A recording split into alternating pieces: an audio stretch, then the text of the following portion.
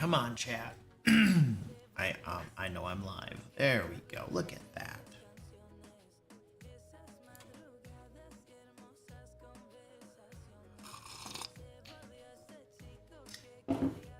Hello, ladies and gentlemen. I am here. I'm very late. It's not my fault. I promise you. It's 100% my fault.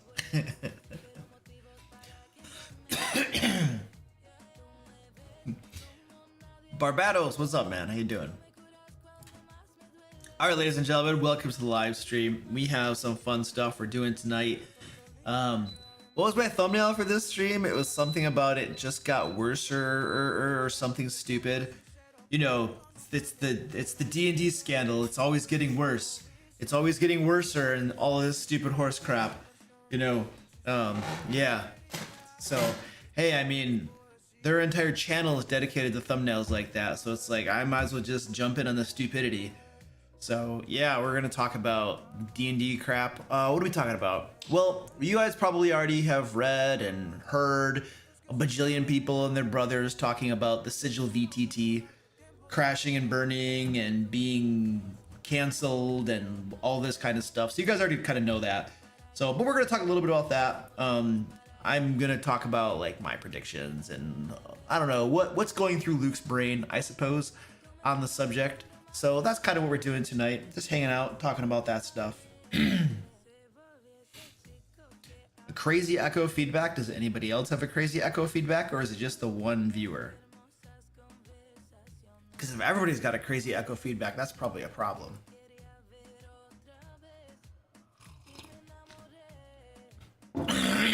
What have they done now? Oh, I mean, nothing. Nothing, but you gotta... Oh, you had two things open? Okay, cool. That's great. I mean, I don't know. They haven't really done anything except for like, you know, I don't know, crash and burn, I suppose. What did Trinda say? Remember that the US changed to DST, makes it an hour early for me in the UK. Oh yeah, we do our stupid time shifting stuff in the US. Yeah, that's what we do. Okay, so we're gonna jump into this. We got to do our like mandatory, you know, sleazy plugs and announcements and horse crap. So first thing is we have a giveaway going on tonight. You can join the giveaway in the link in the chat. It looks like Nightbot will be throwing out the giveaway link at some point here. When it does, you just click it, join the giveaway. We'll draw the winner at the end of the live stream. You're going to get $50 DM Lair store credit that you can use on our store to get whatever you want, I suppose, that we have on our store. It's $50. You can do what you want with it. So we'll do the giveaway, and then what else was I going to talk about? Oh, I'm going to be at, what is that convention called? Chaosium Con. I'll be at Chaosium Con in Ann Arbor, Michigan, coming up in about 2 weeks or so, roughly 2 weeks. I'll be there. I'm only gonna be there on Friday and Saturday though. But if you're gonna be there, you know, come say hi and maybe we can play some games and stuff. I'm not running any games. I'm just playing in a bunch of games and stuff. I think I signed up for games. I hope I signed up for games. Otherwise, I'm gonna wander around and look bored, and I probably will be bored. So I'm sure I signed up for some games. Ambient Oblivion, what's up, dude? How you doing, buddy? Your Temu foam sword. You're surprised with the quality, so is it good quality? I mean, you want your foam sword to be the best you can have it be, you know? You don't want a crappy foam sword. All right. What else are we talking about? Okay, we do have today's live stream is sponsored. We should probably talk about our sponsor of today's live stream. I gotta pull up the little imagey thingy. Okay, so today's stream is sponsored by the Kingdom of Keshanar. You may have heard me talk about this one. I was talking about it in my last video. This is essentially an Egyptian-themed source book. So, you know, campaign setting type of deal. Now, you may already have your own type of campaign setting, but you might want to build onto it different regions and locales, or you might just be looking for something new and fresh. This one right here is super cool. Now,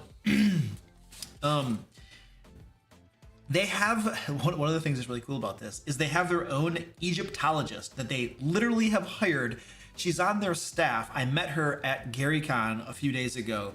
So they have their own Egyptologist informing the creation of this campaign setting. This thing has over 100 locations. It has a massive pyramid dungeon, 40 new monsters, new spells, new magic items, detailed encounters, new races, new class archetypes, and it has a detailed pantheon. I would expect a detailed pantheon. It's like an Egyptian themed, you know, source book and stuff. So this thing is pretty cool. There's a link down in the chat and in the description of the video where you can go check this out. They're going to be launching April 8th. And you get, like, if you click the link down below and you sign up for this sucker, you get like a bunch of cool dice. He gave me one of these dice when I met him, and I forget what the name of it they're called. They're like got little swirly eyes or something in them. They're pretty freaking cool. So go click that link, sign up for this thing. And also the second book is Rememnon, the Book of Gates. This is a level 1 to 10 adventure module. And they're going to be developing 2 additional modules for levels 10 to 20 as well. So get a campaign setting, get a 1 to 10 adventure module for using in your game, or, you know, like a lot of us homebrew our own stuff and have our own crap going, but we can always use inspiration. So you can use these to inspire what you're doing, maybe add like a cool Egyptian theme to your current game. All right. And I think that's all my sleazy plugs I'm supposed to do here. What does the t-shirt say? Oh. I'm not procrastinating. I'm doing side quests. Dude, side quests are like the story of many of my games. My players just go on side quests all the time. And it's really my own fault because I'm the one that give them all the plot hooks for the side quests, and they just keep doing random stuff. Yeah.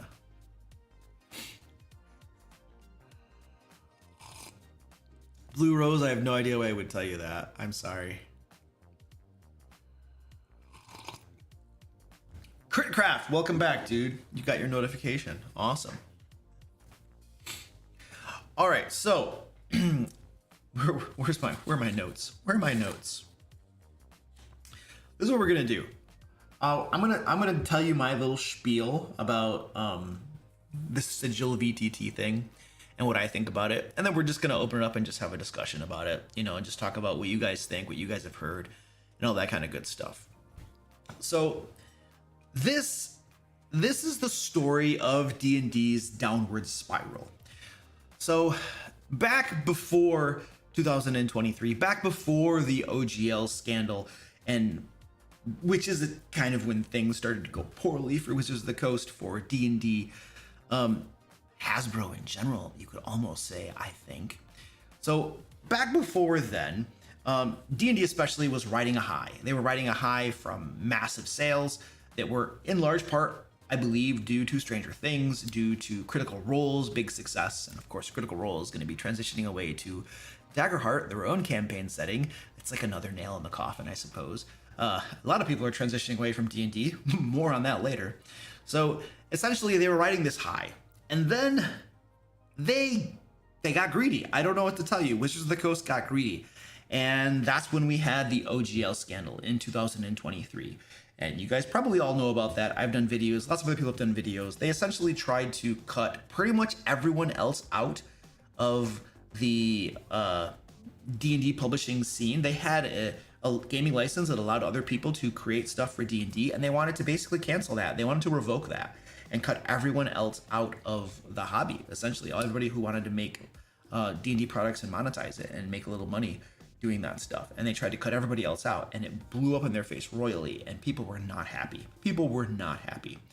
And, you know, that happened, and then we went on to the Pinkertons later on, and then we had, at some point in there, I think there were a couple different AI art scandals that were happening as well.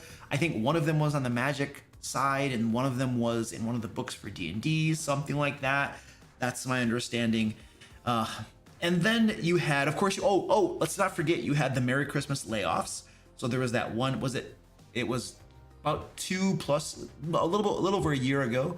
They had a bunch of layoffs just in time for Christmas. It was like, how many people did they lay off? Was it 1,000, 2,000? It was a lot of people just in time for Christmas, which was very, very smooth on their part to do that to everybody right before Christmas.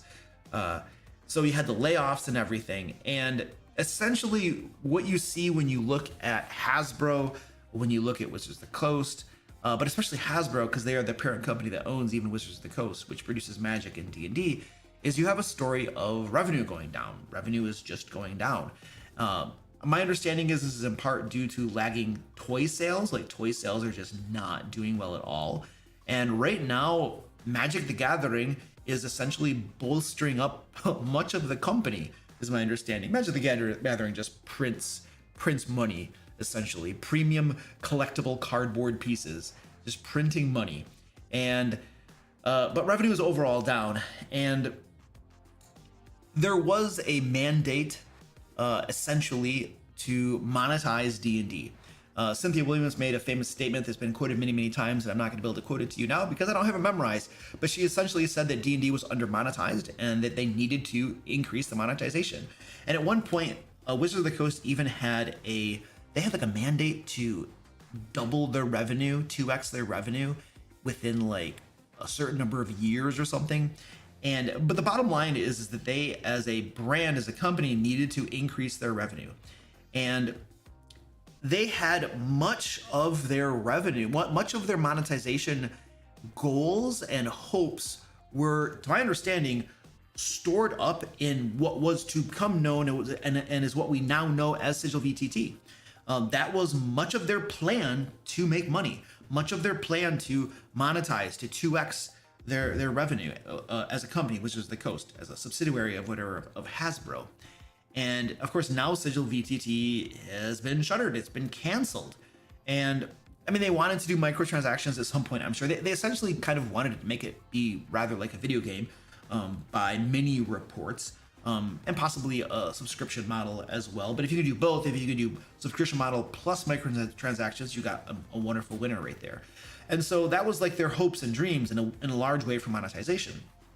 And you had other factors going on in the company too, other things that definitely did not help them. So we talked about like the scandals, the Pinkertons, the Christmas layoffs, the art scandals. We talk about revenue going down. We talk about toy sales doing poorly, but you also have other things going on in the company. For instance, in Wizards of the Coast, you have silos. Essentially, somebody was telling me there are essentially 3 main departments in the company. And I believe there was a live stream, if I'm not wrong, where I think Mike Merles went on it and was talking a little bit about this, but don't quote me. I could be mistaken. I'm remembering, like, I'm trying to put together various conversations I had with different people. But essentially, there are different silos within Wizards of the Coast, different departments, 3 of them, I believe, and they kind of fight among each other. They don't really talk to each other. They don't work well with each other. They sometimes step on each other's toes. So this is why you have, for instance, Gen Con last year, when they were giving out new fresh from the presses books of the Player Handbook 2024 version to content creators. I didn't get one, but content creators like me got them and were making videos on them, trying to promote things. It's like the marketing department is like, yay, let's get these people talking about our game. And then at the same time, the legal department's like, hey, boom, let's hit you with a strike on your channel because you showed off the book. And it causes a problem. So anyway, you got silos, departments are infighting, or at the very least, not talking to each other. You probably have some morale issues at Wizards of the Coast. I would imagine, like, imagine you're working at a company and you know that revenue is going down and layoffs keep happening. Like, you have to protect your job, right? And so there's going to be some people that use that because of that fear of losing their job, they use that to attack others, to make other people look bad so that they might lose their jobs instead of them. And so you got this sort of infighting that might happen even within your own department because you're trying to protect your job, you know? And so I can only imagine, this is me completely hypothesizing, but I can only imagine there's, to some extent, that is probably going on. So I imagine morale is probably flagging to some extent. And then, of course, another factor, too, is that Wizards of the Coast just seems to be, I should say D&D in particular. I can't comment on the Magic side of things, but D&D in particular seems to be very good at alienating many of their fans, many of their longtime players. People like me who've been playing for decades, they seem to be really good at alienating us and making us not like them and not want to buy their products anymore. They make certain decisions, which we won't go into details on, but I'm sure you can all surmise what they are. But they do certain things with the direction of their product that alienates people, that makes people not want to support their brand and buy their books.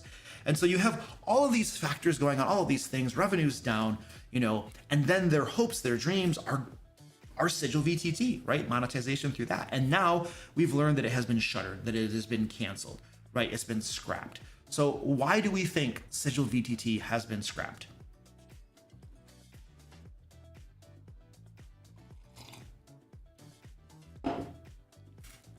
So I'm sure there are plenty of theories out there and stuff.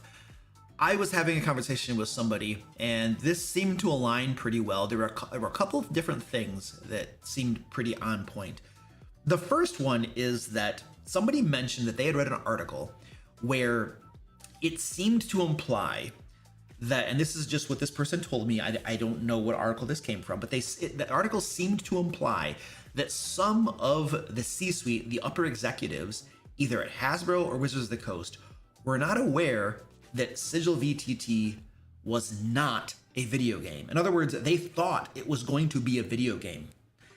And apparently they like discovered that, wait, this isn't a video game? Because I imagine they're thinking this is going to be the next Baldur's Gate 3, in which case spending, half a decade, $30 million plus or whatever it is in development is totally fair. Like, it's going to be a video game on caliber, on scale, like Baldur's Gate 3. We're going to make tons of money. So sinking millions and millions and millions of dollars and years into it makes a whole lot of sense. But what this person was telling me is that this one line seemed to allude that some of the executives may have thought it was going to be a video game, and that when they found out it wasn't a video game, that was like a real eye-opener, which I don't know if it's true or not, but it wouldn't surprise me, because we know that most of these executives don't play the game. They don't play D&D. They don't even really know what it is. And they just work there because they were hired from Hasbro, or they were hired from Microsoft, or wherever they were hired from, right? So it wouldn't surprise me, to be perfectly honest. So that was one little thing that I thought was super interesting. But the real thing, I think, is that the cost of developing something like Sigil VTT, they're using the Unreal Engine, right? And they've spent now, it's I think 4 years in development, and I forget the exact number, but it was something like, it was millions of dollars they've spent so far. I've heard the number 30 million keeps sticking in my mind, but I might be totally off with that. But they've spent millions of dollars and years of time developing this, right? And so why would you scrap it? Well, I mean, if you just keep continuing forward and you know it's going to fail, that's sunk cost fallacy. So you got to pull the plug if you think you're in a problem. So why would they pull the plug then? Well, I think we do know that they've done these like public demonstrations of the game. People have been able to see the game, the Sigil VTT, the platform, and how it has played and how it has behaved. And it has not usually gone very smoothly. A lot of people have reported bugs, problems with it, glitches. It's just not as good as it needs to be, as they would want it to be. There have been problems with it. If I remember correctly, they had a demonstration at Gen Con, and I could be getting some of these details mixed up. So if I'm getting mixed up on this, please correct me in the comments. But they had a demonstration at Gen Con, somebody was telling me, where, if I remember correctly, they had some really big names in like the TTRPG space that were part of this demonstration. I for some reason, I believe Brennan Lee Mulligan may have been involved with that, and like maybe Ibria Iyengar, and there were some big names involved in this demonstration. And from my understanding is the first part of this like demonstration of Sigil VTT went fairly well, but then the second half started to fall apart. Like there were some big problems in it. And so, and you combine like public demonstrations that don't go very well, and then customer feedback who are like beta testing it and trying it out. They're getting like mixed feedback. Some people aren't liking it and stuff. And like the executives start to see that we have a long way to go. We have lots of years and lots of money that we still have to sink into this to make it as good as it should be. And then even once we have that done, we still have to create content for it. We have to create adventure modules. We have to create skins. We have to create character. We have to have content in there, actual stuff to sell, right? In this Unreal Engine, in Sigil VTT. And then beyond that, we have to have development tools for game masters to use. Because many game masters, I would dare say most game masters, homebrew their own games. and you have to give them the tools in order to do that, right? And so they're probably looking at like, yes, we've spent 4 years and like $30 million and stuff, but we have a long road ahead of us. There's a lot of time and a lot of money we have to sink into this. And then they start thinking, but look, we have competitors out there like Tailspire and others that are already where we might be in 5 years or whatever it's going to take. They're already there, and they're already growing, and they're already thriving, and they have a vibrant user base. So even once we get Sigil VTT done, we then have to figure out how to steal their users and customers, how are we going to get their users to come over to Sigil VTT, right? Because we still have to now convince people. A lot of people, once they have a VTT that they use, that's what they stick with. They don't want to just switch and flop around. There's a lot of there's like startup costs, and you have to learn it, and you have to transition your games and stuff. You don't want to just switch because you have to have a really compelling reason to switch from one VT to another. And so I think they were starting to think like, even once we develop this thing, we have to convince other people to switch over, right? And that could be really challenging to do. And of course, we know that with the OGL scandal, one of the last things that they held on to that they didn't want to let go was the clause or the little section in the OGL revision crap that they were doing that would essentially put other VTTs out of business. So I think that you can see even back during the OGL scandal that that Sigil VTT and having their own virtual tabletop was a big goal of theirs. And that's what they were going for. And if they could figure out a way to put all the other VTTs out of business, well, then everyone would have no choice but to play Wizards VTT. And so I can see, and this is just me reading between the lines, but since letting go of that little clause about VTTs and animated spell effects and crap like that, since that was the last thing they let go, it makes sense to me that they really had their eyes on that prize, and now it's like they had to backtrack, and their whole attempt at, complete domination backfired on them. And so now it's like they don't have a way to coerce other VTTs out of business, and they have to legitimately compete like anybody else has to do.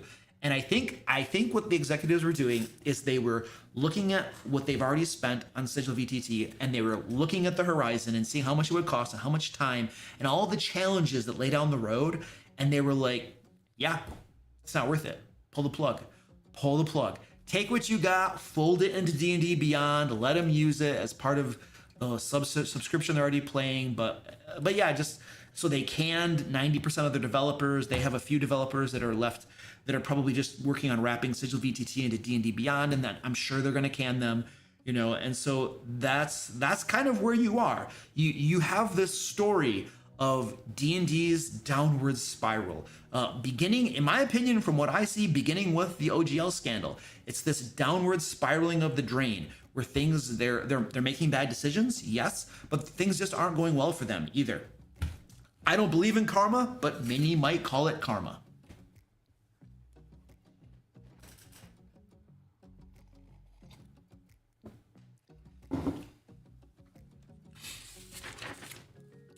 So, the question is, at this point, with this downward death spiral going on, what does the future hold for D&D and Wizards of the Coast for that matter?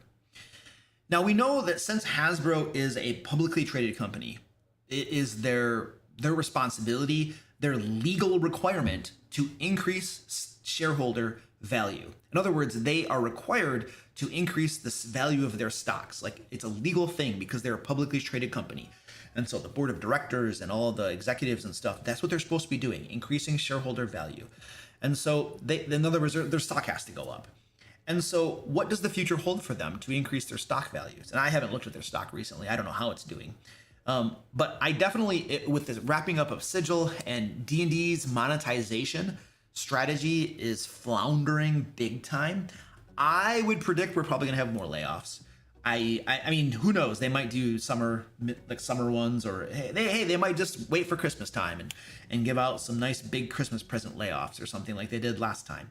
I don't know. But I mean, they have to increase shareholder value. And if your revenues are down, one way to increase your stock prices is to lay off a bunch of your people, because that reduces your overhead and your stock prices will look a little bit better. That's what happened after their last layoffs. If I'm not mistaken, their stock prices rebounded a little bit because they let go of a bunch of people. So that's unfortunately probably going to be something that they definitely consider doing. But I really like to envision a future in which, since D&D seems to be potentially unable to meet the monetization goals that Hasbro set for it, I am like envisioning a future in which my hope, what I really would like, is for Hasbro to sell the D&D brand. I would love to see them sell the D&D brand to a different company, to somebody else who will take care of it, somebody else who actually cares about it, who loves it, who is invested in it, who is excited about it, and would love to see it thrive. To ideally a private company that's not publicly traded, and so they can make good decisions, good long-term decisions for the brand, for the game, for its community, to make it something really awesome again. So my hope is that they would consider just selling it to somebody who cares about it. Like, I don't know, Larian Studios, they love D&D. They would probably do great things with it. Now, but here's the thing. I don't think that if Hasbro, first of all, I don't think Hasbro's ever going to sell Magic. Their Magic brand is what's propping up the entire company. So I don't think they're going to sell Magic. Although there have been people that have wanted, you know, Wizards of the Coast to split off from Hasbro, because they believe that part of the company is undervalued or undervalued with stock prices and crap. So I don't think that they're ever going to sell Magic, probably, but I really do think that if we want to see D&D thrive, it needs to be split away from Magic. And this is why I'm thinking this, because any company that buys Wizards of the Coast, they know that Magic makes them money. Big time. It's a night and day difference between Magic and D&D. And so any company that buys Wizards of the Coast, they're going to really care about Magic, because that's what makes the money. You know, I mean, I'm assuming they're all financially motivated, which most companies are, and that's fair. You know, that's not a problem necessarily. It just is what it is. So, but if you have a company that buys the whole kit and caboodle, they're probably going to care mostly about Magic, and D&D is going to continue to be the redheaded stepchild, where you're just kind of like, yeah, whatever, just kick them down the road and whatever, just, you know, whatever, just do what you can with it. But it's okay. Magic is making money, so we don't really care about that brand. So, but if you split Magic and Wizards and D&D, then whoever buys D&D, they're buying it probably because they like the brand, they like the game, they like it, and they want to do something with it. So my hope is that would happen. I don't know if it is going to happen. There's part of me that thinks that there's a very low probability of that. But hey, wouldn't it be great? Wouldn't it be great to have D&D owned by somebody who loves it and actually cares about it and actually wants it to thrive on its own and isn't quite as interested in just monetizing it and making buku money? I mean, you got to do that when you're a company. I get that. But like, you can also just try to make it awesome too. So wouldn't that be great? So those are my thoughts.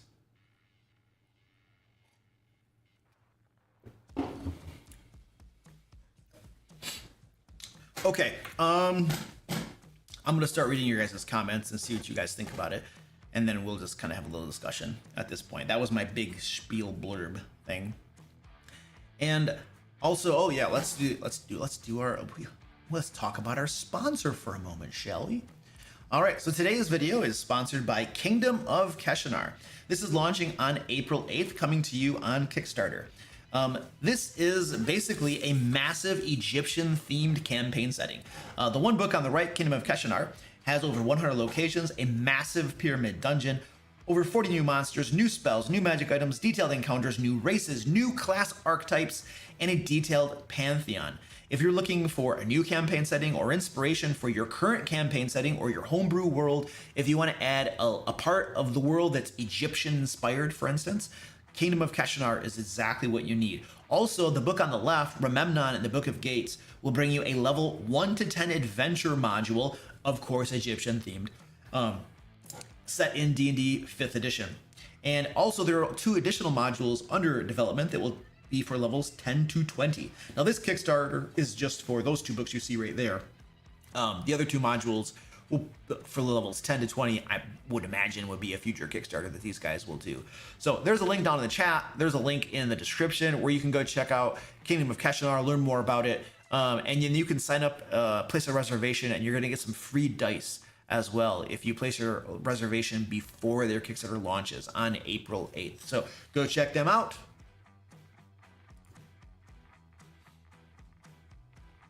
What does the situation mean for D&D 5.5e? Is it cooked? I don't know. I mean, and I don't even know what the sales numbers look like for D&D 2024. I don't know how easy it is to get sales numbers for D&D 2024. If anybody knows how we can get those, that would be awesome. Yeah, I don't know where my cats are. I don't know where Squeaky is. I think that D&D 2024, I think after a year of it being out, by the middle of the summer or the beginning of, or by certainly by the end of this year, if we were able to see the sales numbers, we could probably make some guesses about how it's doing. Anecdotally, it's interesting because anecdotally, I hear lots of people saying they will never buy it and they're not going to use it. And then other people saying they have it and that they like it. And so anecdotally, I see it going both ways. You know, some people like it, other people refuse to buy it. I don't know. There's a point at which, like, I wonder if some of the people that refuse to buy it aren't necessarily doing it because they think that the book itself is bad, but they probably are more doing it just because they don't want to support Wizards of the Coast. They don't want to buy more D&D products. They might be doing it for other reasons or something. Or it could just be that, hey, I just spent a decade buying D&D 5e books, and now you want to sell me a new updated version of it, and I don't want to buy that, dude. I'm happy with the game as I currently have it. Or they might have an ongoing campaign in D&D 2014, and they don't want to change over, you know. So, but I don't know. I'd love to see some sales numbers. I don't know how to even get those. I see YouTubers like making videos on sales and saying stuff about sales, but they never really they never seem to really point at actual evidence and figures that I trust. You know, it always seems to be partial conjecture. So I don't know how to actually see those.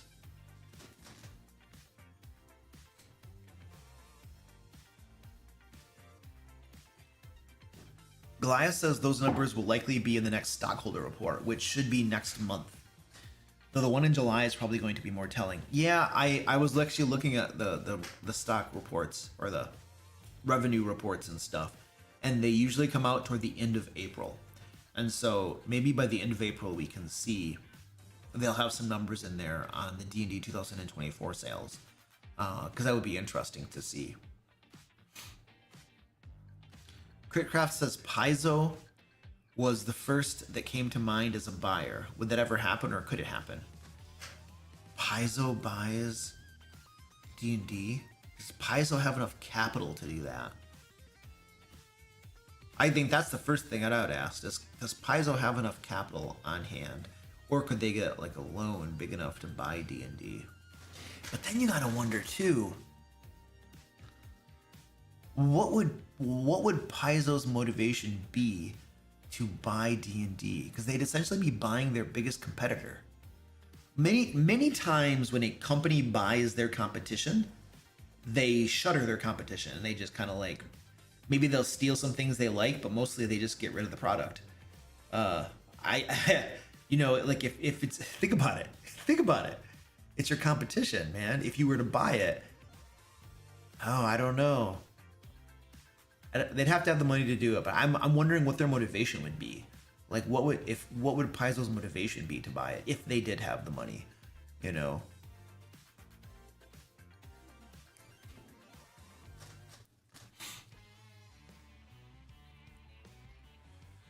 Israel says, "Are you saying the DM Lair making an offer to Wizards of the Coast?" I don't know if you're making an offer to Wizards of the Coast.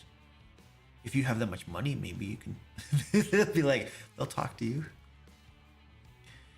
Trinda says, "Surprised none of Loose Cats haven't shown up for the sponsored books." Yeah, I know. It's like got a big cat on there. And I don't know where Squeaky is. Squeaky is like totally ditching me today. Totally ditching me.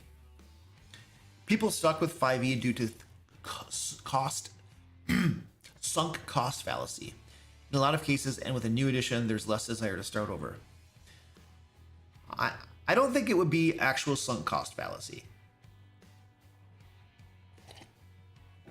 There is sunk cost, but I don't think the actual fallacy comes into play. Sunk cost fallacy is when you spend a lot of money or time on something and you continue pursuing it even though it's not helping you or it's leading you somewhere bad. You know what I mean? And then you might keep on going there because of the sunk cost.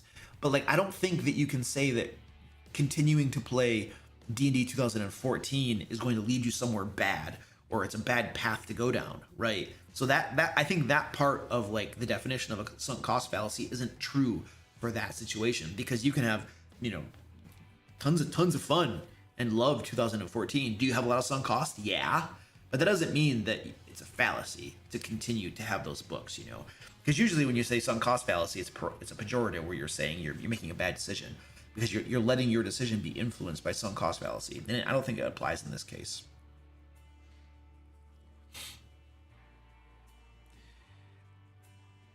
Market share. Oh, market share.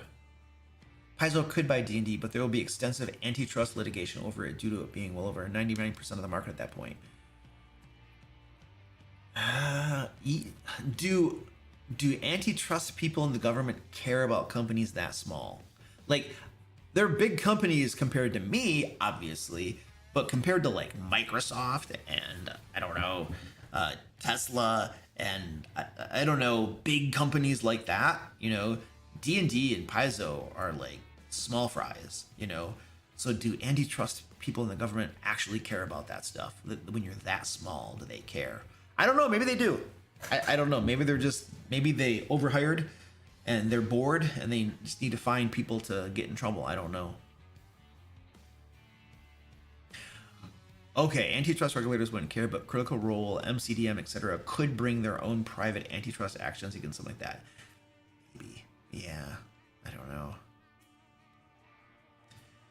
What did Cognoscent say? I was on the list to beta test Sigil. We were never given the opportunity. Oh, okay. Blorb says Paizo has no reason to buy D&D because their product is better. Well, then you buy D&D and then you just shut it down. then people are like, what are we going to buy now? I don't know. Pathfinder 2 if you want.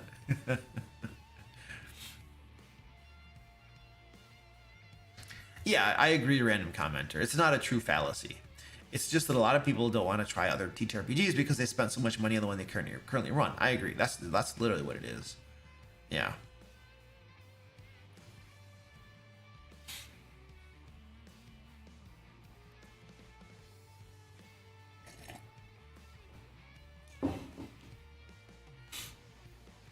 Ooh, John Saucy says, let Joe Mangel... I can't say that last name. Joe Mangalelio? Joe Mangelio? I don't know.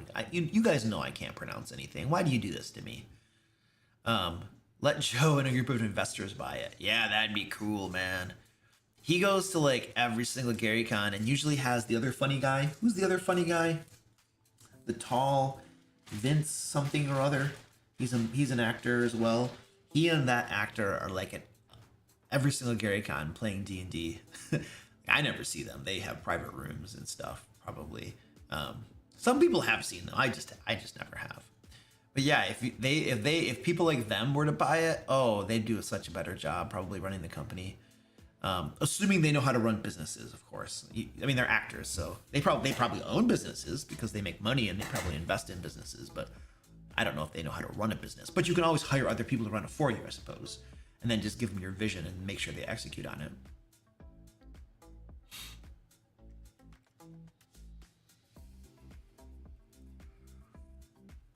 Was Sigil officially released? No, I don't think it was.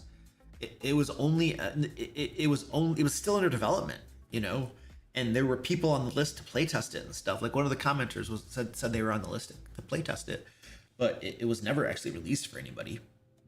Some people had access. Some people were given little playthroughs and demonstrations and stuff, but it was never released. No, it was never released. Vince Vaughn, thank you. Vince Vaughn, thank you. That's the name of the other actor person. Pop culture is my worst category in Trivial Pursuit, for what it's worth. Oh, we have a giveaway going on, guys. Join the giveaway. There's a link in the chat.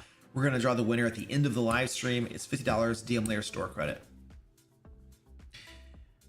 They're actors, but also know how to find people who make or take care of money. Yeah, exactly. Yeah. They have less hubris because they stand to gain more instead of some rando company.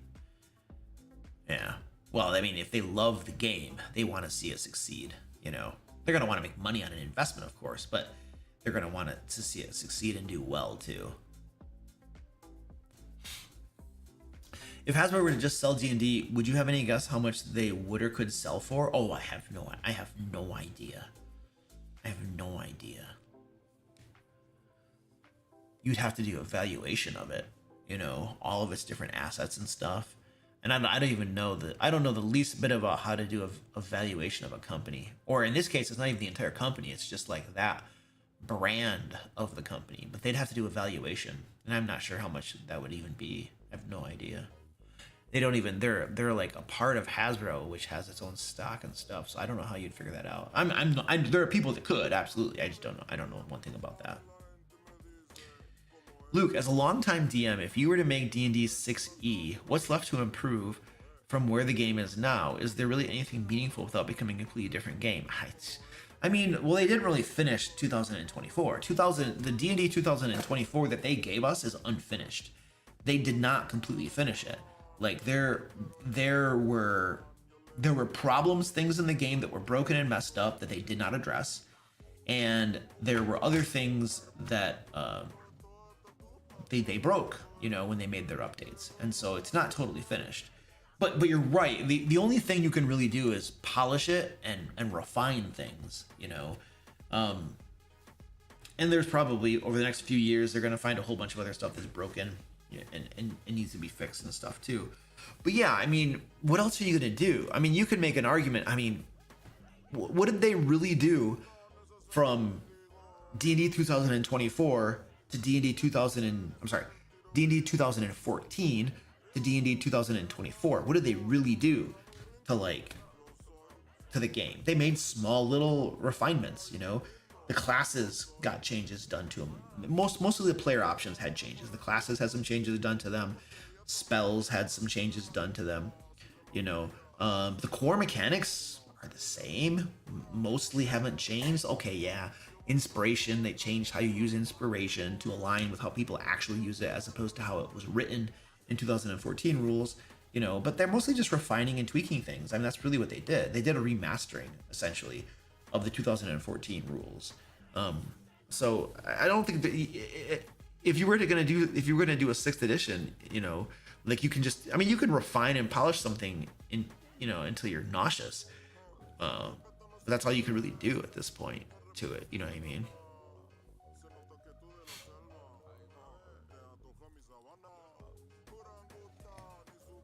I mean, you could publish the monster creation rules. That would be a nice start, though, actually, because the new books don't have how to create monsters. They don't tell you how to create monsters. The actual math for how to create monsters is not in the books at all for 2024 rules. So that'd be nice. Tell us how to make stat blocks for monsters. That'd be really nice. They left that out. Your guess is as good as mine why they left that out. Whether they didn't want to give the secret sauce because we couldn't backwards engineer it. There are so many people with big brains in the D&D community. We trust us. We can backwards engineer that crap, you know. So why don't you just tell us how to do it? Unless they don't know how to do it, and it's much more art than science, and they're just kind of like, yeah, the rules don't really work, the math doesn't really work. We're really just over here kind of like, we have math, but also we just trust our instincts at certain tiers of play and stuff, you know. I mean, I imagine there's probably some artwork going on with stat blocks. It's not all science. That'd be my guess. And so they're like, well, how do you publish a rule set if it's more guesswork? I mean, if there's some guesswork involved in trusting your experience, like you can't, it's hard to systematize that, you know? And so I don't know. It's just conjecture why they wouldn't have published that stuff, you know? It would have been nice.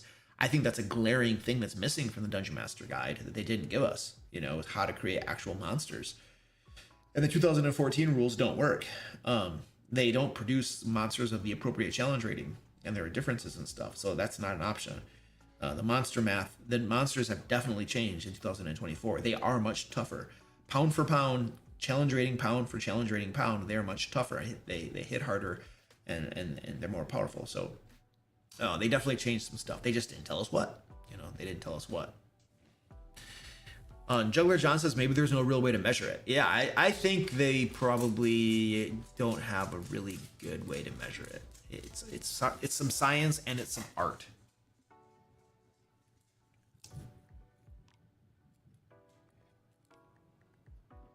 I heard recently that 2014 rules for monster creation are pretty close to how monsters ended up in 5.5. They are pretty close. They are pretty close. And you can, I mean, I have a video I already published. This was like a few weeks ago, but I made a video that explained basically how to convert monsters and adventures and stuff from 2014 to 2024 version of D&D. I have a blog post on my website. The blog post may have gone live by now. I don't know. I know I wrote it and I scheduled it to be published, but I have a blog post either live now or coming out in the future that it also explains how to convert adventures and monsters and stuff from 2014 D&D to 2024 D&D. And it's not like this is all very high level, easy rule of thumb conversions that doesn't involve complex math. It's all very, very simple stuff that anybody can do. It does sacrifice some precision for speed, of course, but I think that's something that almost all game masters are okay with, because we know that at the end of the day, it's a guessing game anyway, in a lot of ways, because of all the variables that are involved in any given encounter. And so all you got to do is kind of get close. But anyway, I've already published that stuff. That's out there. And there is a site called Blog of Holding, if I remember correctly, that has analyzed and broke down many of the rules from the 2024 monsters, stat blocks, and stuff. So they've done a deep dive analysis on how to do that.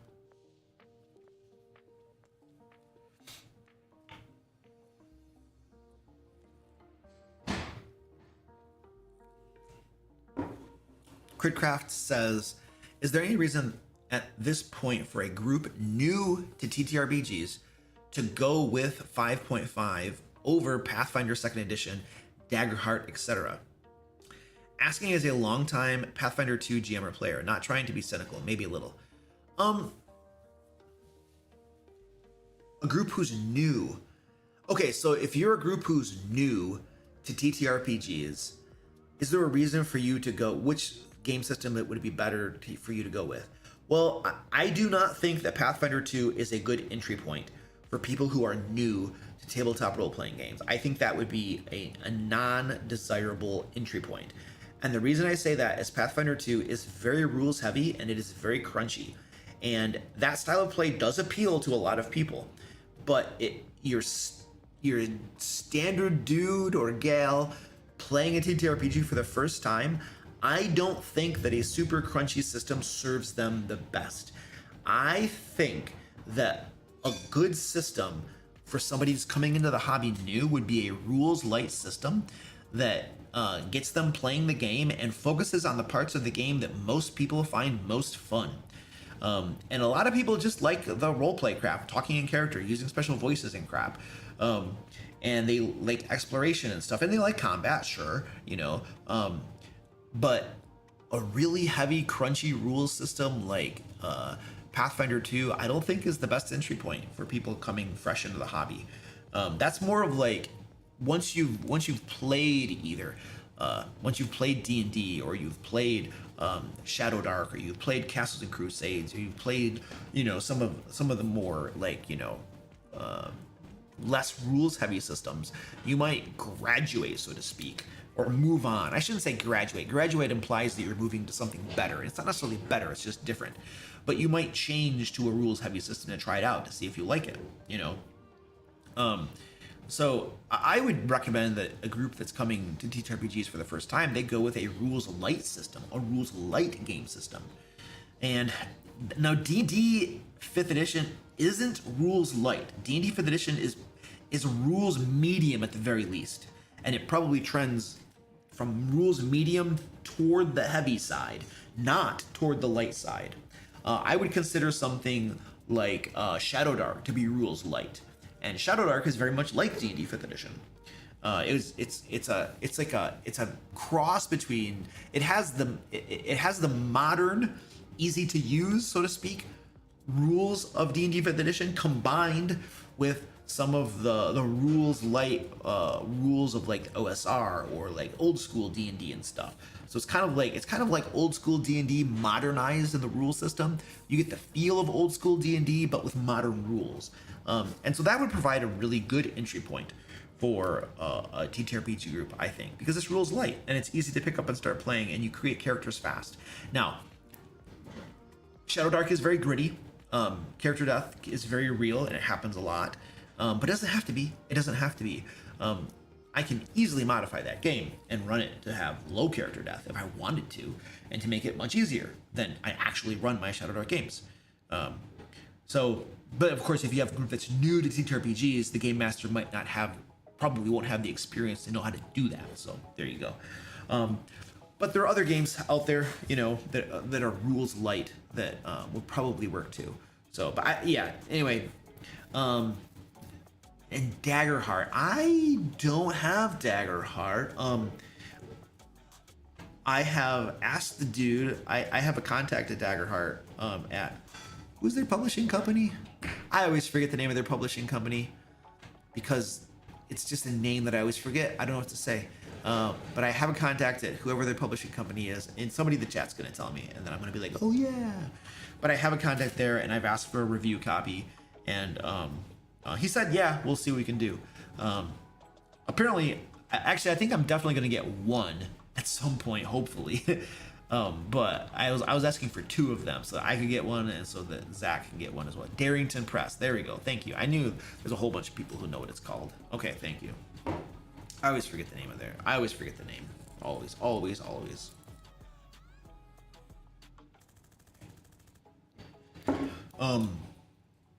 So I don't know what that's even like. I've never played it. I don't have the book. I am definitely interested in learning about it because it might be cool. It might be cool. And it uses D12s, right? Doesn't it use a 2D12 system or something? It uses something unique, which I'm pretty sure. I could be wrong.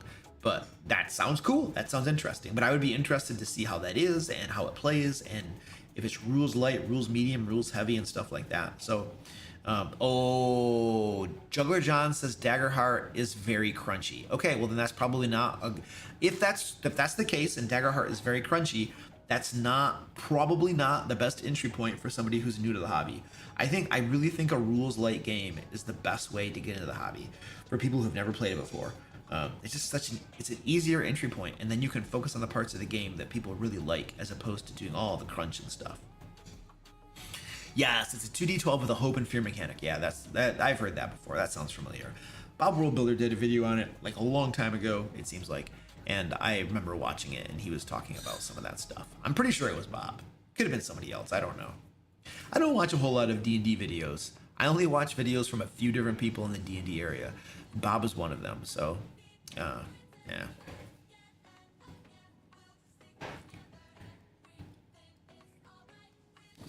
A good entry system could be Nimble 5e. Oh, I've never heard of that.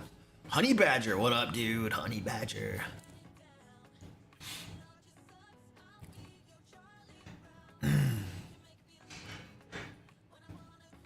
Ultra Kitten says, I found teaching my totally new player was easier than retraining my D&D players when I switched my table over. Yeah, I can see that. Brado says Savage Worlds. Yeah, Savage Worlds. I have Savage Worlds on my bookcase back there. I've read through a little tiny bit of one of the books for it. I played a Savage Worlds game once, the superheroes version of it, and I remember it was fun, but I don't remember too much about the game mechanics, in all honesty.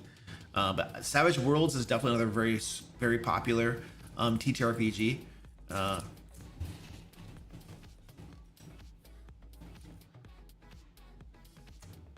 Critcraft says you're definitely right about Pathfinder 2 being crunchy as heck. I was mostly asking as a thought experiment. It seems like Hasbro is just becoming more and more of a dumpster fire. It is. That's why I was kind of like hoping that they would just sell D&D to somebody else, so that somebody who cares about the brand and isn't a dumpster fire and keeps on doing stupid stuff, somebody else could run D&D and do something cool with it. That was why I was like, wouldn't it be great if they just sold it to somebody? Wouldn't that just be great, you know? Draw Steel, that's Matt Colville's, right? The MCDM one. Yeah. Wait a second, they have a VTT?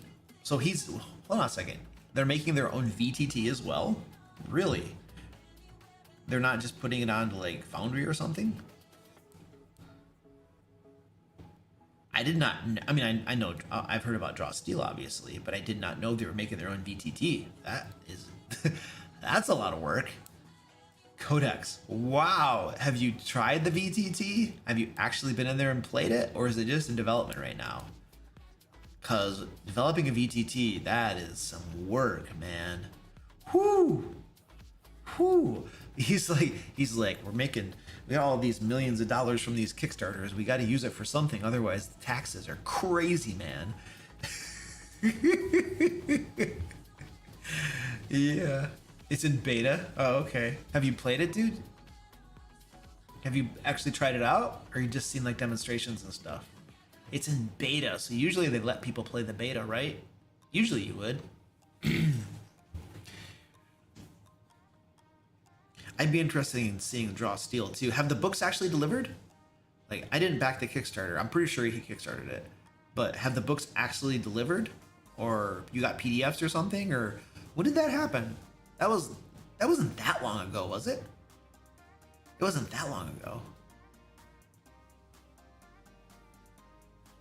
Oh, Trinda, that's a good point. A new VTT that could make Hasbro Wizard of the Coast look worse if it works. Oh yeah, imagine, and I mean, okay, so like imagine if a relative to Wizards of the Coast, small company like MCDM, is able to successfully make a VTT that works, and Wizards of the Coast couldn't, right? But the interesting thing is, and this brings up this is a really interesting point. Many times these big companies, they're not as good as you think they are. There are so many levels like of bureaucracy and complications and people stepping on each other's feet and infighting and politicking and stuff going on. There are just levels and levels and levels of stupid stuff that you would think that if you had like 100, 200 people working at the company, that you could get some crazy cool stuff done. But when you start getting that big and you get too big, if you're not able to keep control of the bureaucracy and all the other horse crap that goes along with big companies, you'd be amazed at how inefficient big companies are. And you'd be amazed at how few people at big companies actually do the work that keeps the company running. You would just be mind boggled. Like you take a company that has 200 people in it, chances are good that 25 to 30, maybe 50 of them are doing 80% of the work. And that the other 150 or whatever are just kind of along for the ride. They're in meetings most of the time, or talking around the water cooler, or having like Halloween contests or something. I don't know, but like big companies have layers and layers of bureaucracy that just makes them inefficient and slows them down. And small companies can get a lot of crap done fast, and so just because a company's big doesn't necessarily mean anything,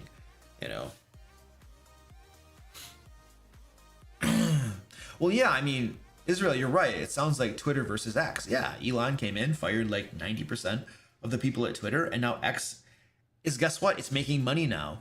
Like, this was like a month ago or something, but for the first time ever, it's making money. It's actually in the black. At least when I heard, I mean, it might have changed now, but who knows? So it's like, yeah, imagine that. Yeah, imagine that. It's better now. It does what it's supposed to do, and they're making money. So yeah, there were just layers and layers of people that don't do anything. And so, yeah. The MCDM VTT is being built around their game Draw Steel. They didn't want to make their game fit in someone else's VTT. Interesting. Yeah, I mean, they're trying to make a little closed walled garden type thing, so that like if you're playing, like the only place to play Draw Steel is on their VTT, and you can't do it on other VTTs and stuff. It makes sense. It makes sense in a lot of ways. What it also does is it makes developing their VTT probably a lot easier. Like if you're developing a VTT and it only your game needs to run on it, that's probably a lot easier than developing something like Foundry, where lots of different games, hundreds of different types of games need to be able to run on it, you know? And so I imagine that limits the scope of their development effort by just saying, you know, only Draw Steel has to work on our VTT. Oh, well, that makes it a lot easier. Okay, cool. You know.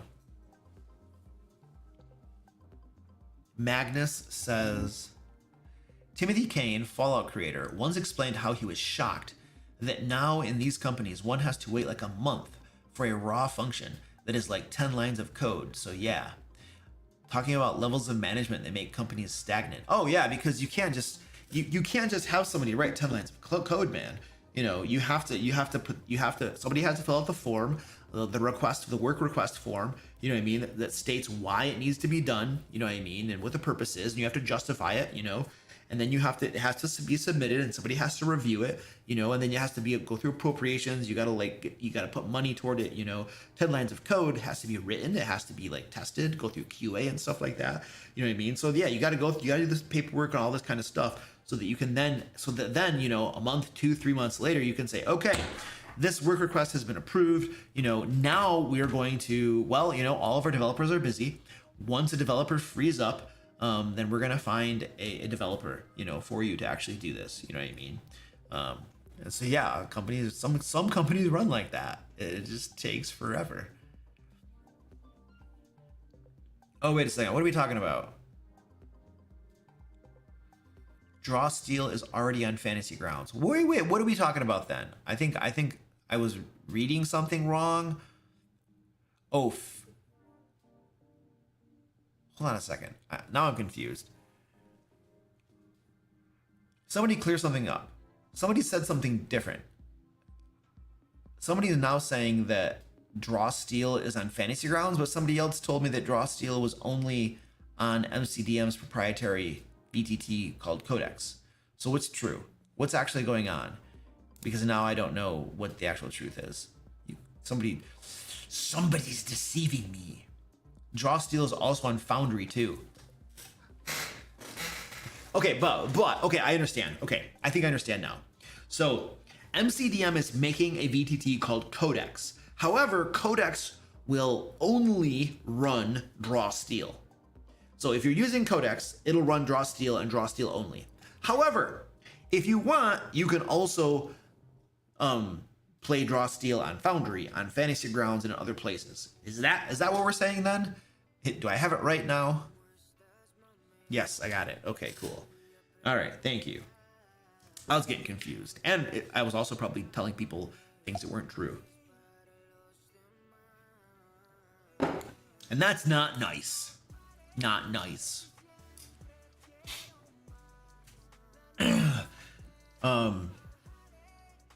I need to fill my tea up.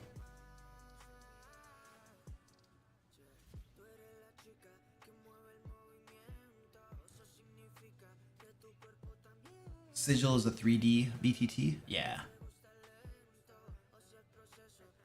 What did they say about it though? Wizards Coast didn't fail to make a VTT though. They failed to make a 3D VTT fully automated, which is something that not many of their consumers truly want. Who wants to get together with friends at a table? To use your own laptop. Yeah, that would be stupid. I was watching one of the promo videos for Sigil. This is before they were calling it Sigil. But one of the promo videos literally had the players physically around a table, and each of them had a laptop. What? Why would you do that? Dude, if I'm gonna be together with players in person, I don't want us to all have laptops playing on a laptop. That's stupid.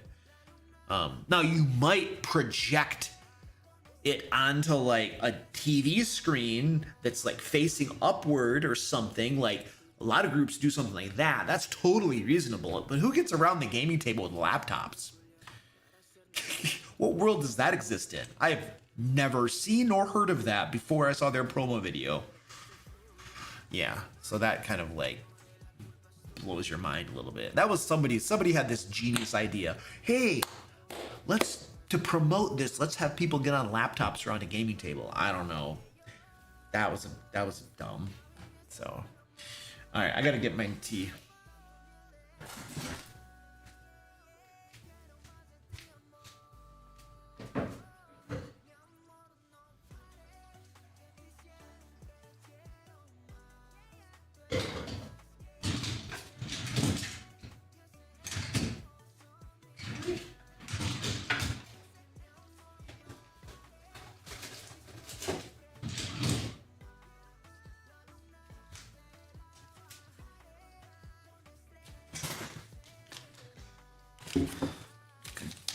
Man, I can't open it. It's like, it's childproof. I have a childproof bag. Look at this. I can't open it. Holy crap. Wow. Oh, there we go. I got it. Man.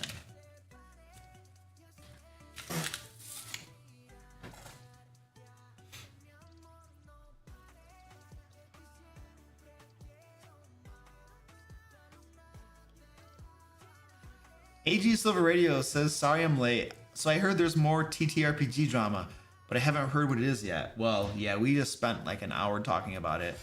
You're gonna have to watch from the beginning, buddy. I'm sorry. There's not really more drama. We're just talking about the Sigil VTT thing, that's all. Don't let the thumbnail fool you. That was pure.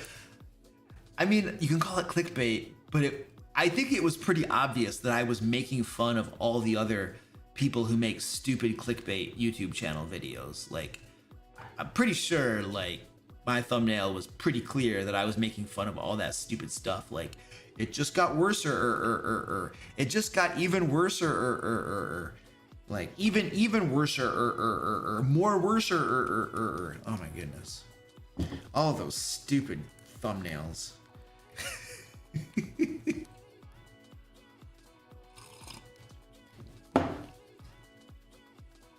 All right, ladies and gentlemen, today's video is sponsored by the Kingdom of Keshanar.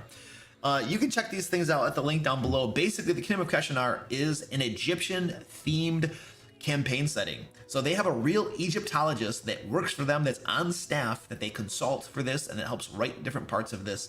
And, well, I know she consults with them. I don't know if she actually does the writing. They have writers that do the writing and stuff. Anyway, Kingdom of Keshanar, Egypt-themed campaign setting. This thing is launching on Kickstarter April 8th, if you are interested. And this book right here, the one on the right, that literally is called Kingdom of Keshanar, has over 100 locations, a massive pyramid dungeon, 440 new monsters, new spells, new magic items, detailed encounters, new races, new class archetypes, and a detailed pantheon. This is the definitive ancient Egyptian-themed source book for D&D 5th edition. You can bring all the danger and mystique of ancient Egypt to life at your gaming table. And the book on the left is Rememnon in the Book of Gates. This is a level 1 to 10 adventure module for D&D 5th edition. And they're going to have 2 more adventure modules for levels 10 to 20, not for this Kickstarter, that will be for a future Kickstarter. But those 2 books right there will be launching on Kickstarter April 8th. There's a link down below, chat, and in the description where you can click it, learn more about it, and you can place a reservation and get some free dice also when you back this Kickstarter. So go check that cool crap out. I played this. I played in one of their games at Gamehole Con. Yeah, at Gamehole Con. It was pretty cool. They've really done some cool, interesting stuff with the ancient Egyptian stuff. For instance, one of the things I thought was really cool is that in the city, they have undead that they use to clean the city. Like, they have undead servants or whatever that clean the city, like the sewers and the streets, and they keep everything clean. And I was like, well, that's pretty cool. You know, that's clearly that's what you would use undead for, you know, all this menial labor type stuff that nobody wants to do type of thing. There you go. So anyway, it was cool. I liked it.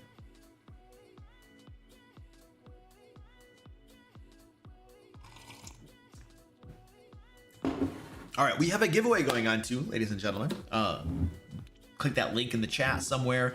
We're gonna draw the winner at the end of the live stream, which is gonna be coming up in about 40 minutes or so, give or take. And the winner will win $50 DM Lair store credit, where you can get anything you want off the DM Lair store, basically. All right, we got that.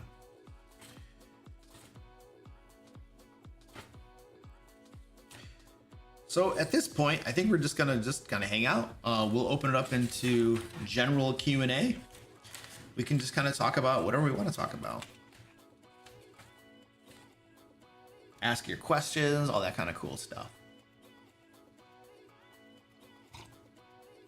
Oh, Dreams and Any? You like Ancient Egypt? Yeah, it's cool.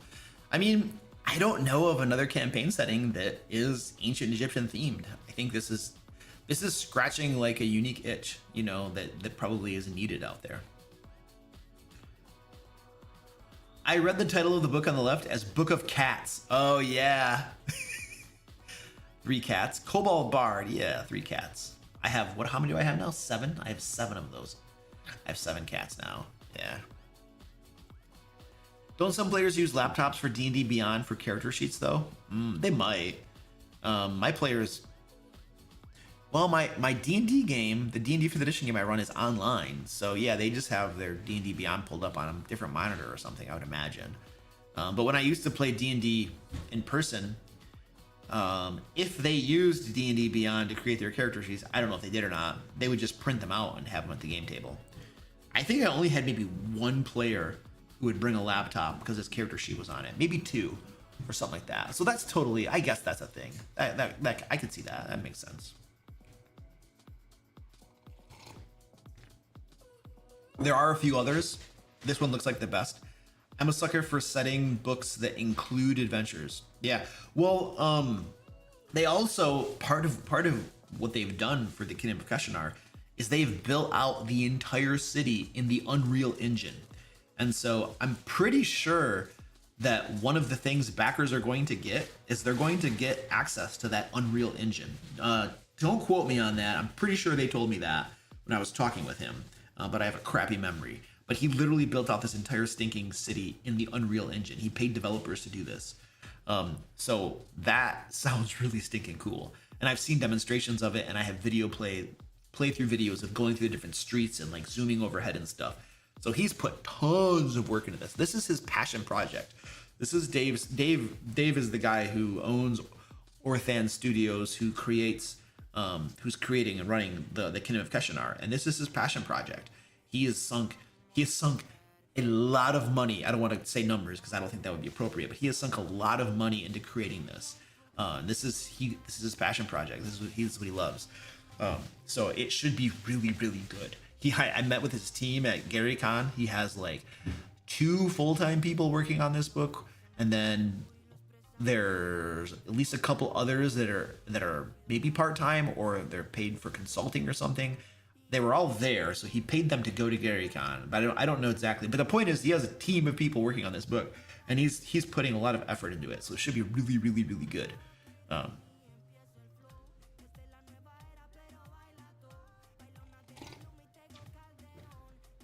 Yeah, I don't know. I mean, he paid developers to create his city in the Unreal Engine. I think that's what I was trying to say. You ready for Dungeon Drifters? Oh yeah, that's coming soon. That's coming out in a couple weeks too. Okay, so one of the questions that I get a lot is different ways to level up your game mastering, and specifically people will ask me like they want advanced game master advice. What are some of the things that you can go beyond the basics and get more advanced? And usually I don't give a whole lot of advanced game master advice stuff because mastering the basics is a lot of time all you really need. And if you can master the basics, then you are an advanced game master and your games are going to be amazing. But a lot of people ask for advanced game master advice stuff. And so I'm going to talk about a little bit. I have a few notes here about different things you can do to improve your game, to go beyond the basics and do advanced game master advice stuff, or advanced game master techniques, or advanced game master advice. So we're going to talk about that right now. And there are 2 basic categories that we're going to talk about, 2 basic ways to level up your game. The first thing is investing in your game.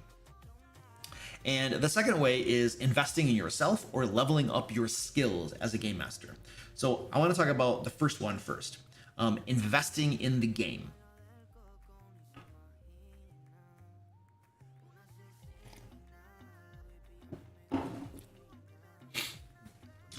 The first thing is to simply level up your game table. In other words, like your physical game table or your digital game table, the presentation, the visuals, how do things look? So if you're at a physical game table, we're talking about your miniatures. Having physical miniatures to represent things.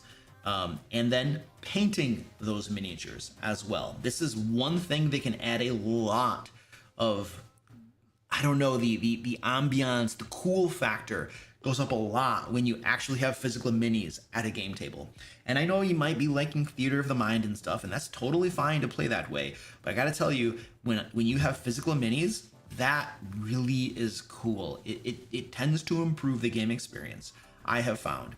And then if the minis are painted, it gets even better, because then you don't have naked minis. You don't have naked minis. You have painted minis. It gets even better.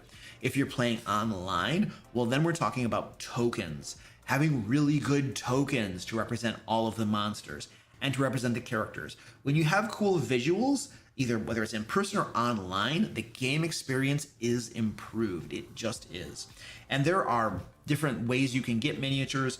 You can buy board games that have miniatures in them and just basically steal them for the miniatures. And there are like YouTube videos that talk about different ways to find cheap miniatures. You can just Google it and you'll find a bunch of results. But I think Reaper Bones, Reaper minis are a very solid way to go as well. They're higher quality a lot of times, and they are my preference, generally speaking, when I want miniatures. And then paint them. And then ideally you're gonna have painted minis. Now there's 3 ways to generally go to get painted minis. The first one is to paint them yourself, which once you get good at it, they turn out better that way, generally speaking.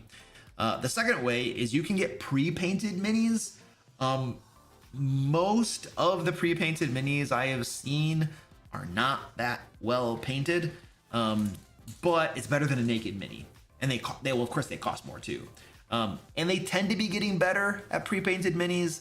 But every time I see a pre-painted mini, I'm just kind of like, that's not that good. So, but it's better than naked, you could argue.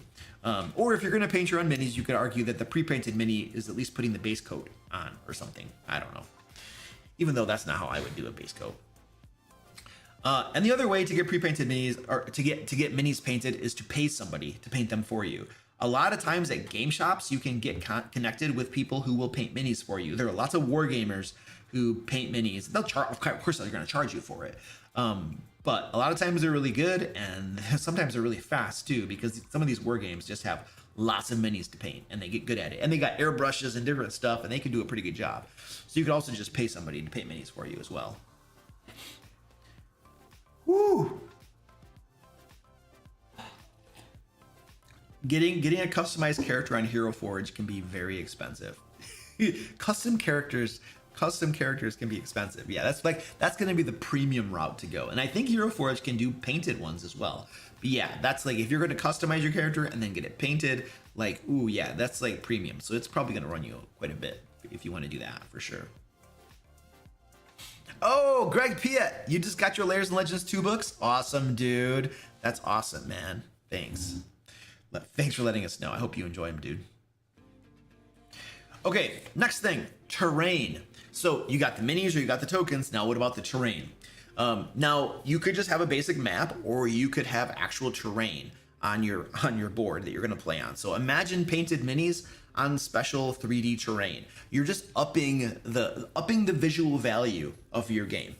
Now you could do stuff like Dwarven Forge, which is really expensive, or you could get a 3D printer, print your own. There are actual entire communities online around making your own terrain out of stuff like foam boards and different things. I'm pretty sure that Dungeon Craft, Professor Dungeon Master, has quite a few videos on making your own terrain. I know he has some because I've seen them. So you can learn how to make it yourself as your own little hobby and save tons of money, especially over buying something like a Dwarven Forge. What else did I have written down here? Oh yeah, and then obviously if you're playing online, you just basically what you're going to do is get a digital map. You're going to get a professionally made digital map. And there are tons of places online where you can get TTRPG maps. There are people that have Patreons. I'm sure there are stores where you could buy them, like online stores where you get a digital map, and then you just basically put it into your VTT. But if you have both nice tokens and then a nice map, like the game experience is just improved. And you just start adding these little improvements in, and your game gets better and better.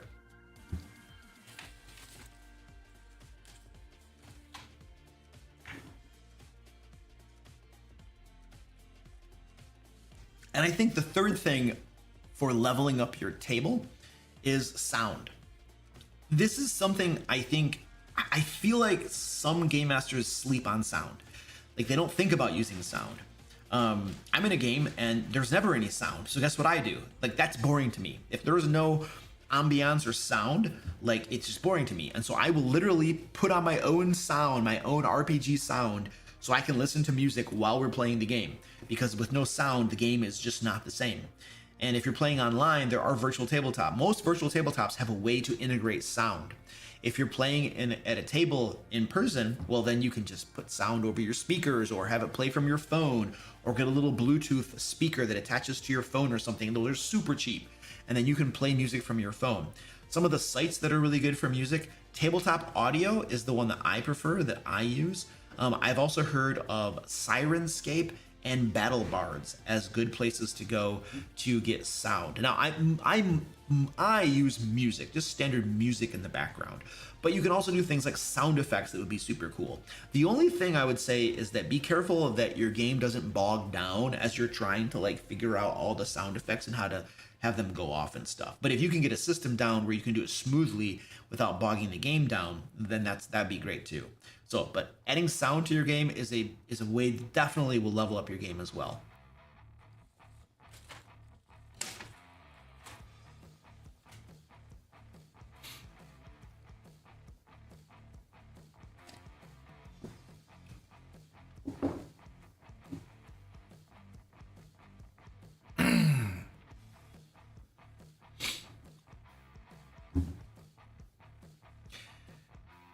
Okay, so all of those things though, all of those different ways to level up your game by minis, terrain, and sound, those are really just window dressing though.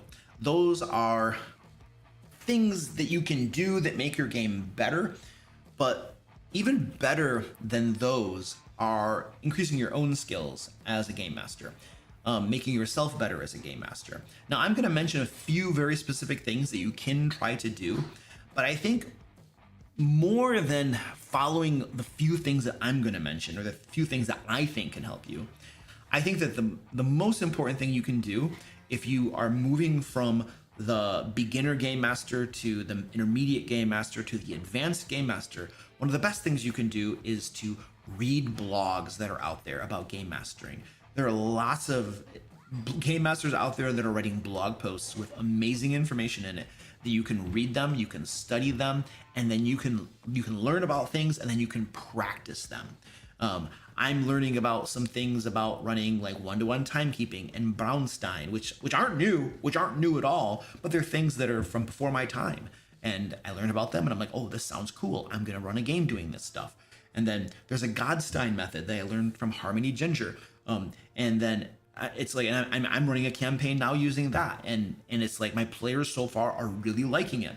And so you can read people's blogs and you can learn these things and then you can implement them, right? And so I think that if you're looking to get into intermediate to advanced game mastering, you really have to take your journey into your own hands and read these things and study them and implement them and try new things and then hone your craft that way. It would be preposterous to think that I can give you like a video or something where I tell you all of these things because one, I don't know them all, and two, even if I did, it's how are you going to fit them into a video? It's all over the internet in blog posts and other videos and stuff where you can learn about these things. You got to become a student, and then practice it and implement it. And now I'm going to give you some specific stuff too that I think could help you.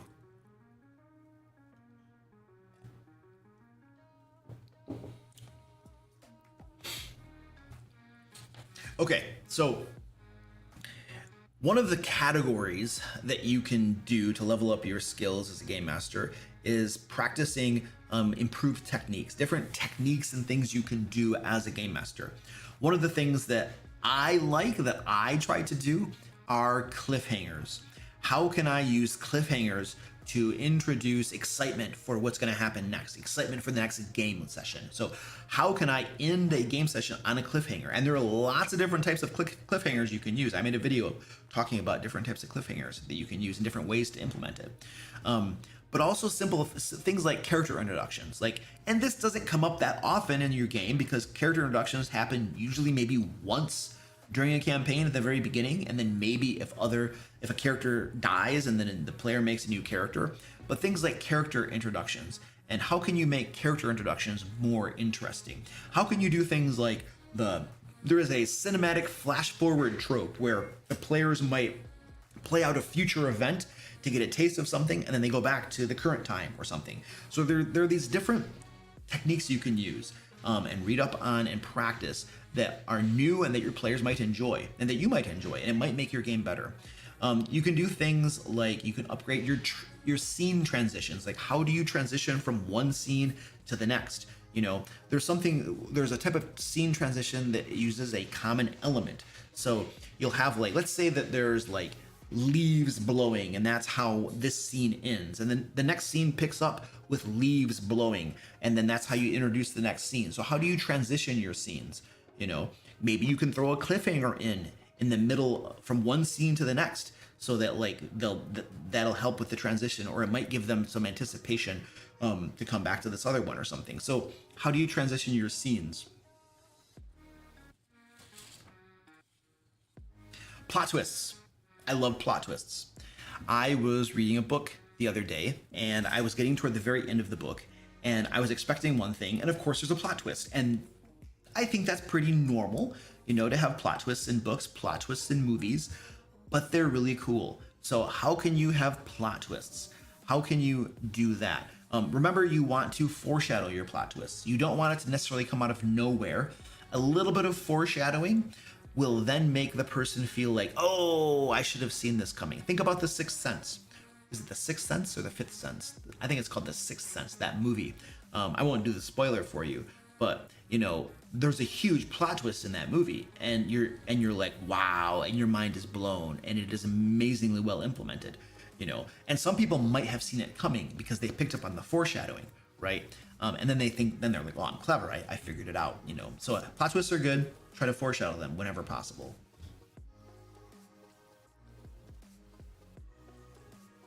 Something too that I think can help people a lot is integrating character backstories into your adventures.